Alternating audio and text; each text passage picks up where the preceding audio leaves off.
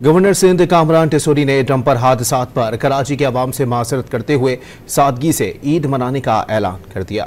کراچی میں میڈیا سے گفتگو کرتے ہوئے واضح کیا کہ 100 سے زائد افراد ڈمپر تلے کچلے گئے۔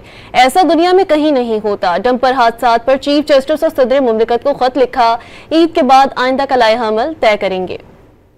زینب جیسا واقعہ، دردناک ہولناک واقعہ، جس میں ایک بیٹی جو کہ حاملہ تھی اپنے شوہر کے ساتھ اپنے ہونے والے بچے کے لیے کچھ شاپنگ کرنے نکلی، جس کا بیٹا عید کے ایک اور دن یا تیسرے دن اس دنیا میں آنا تھا، جس کا زینب نے نام اسماعیل سوچا تھا، لیکن ایک بے رحم ٹینکر نے اسے کچل دیا۔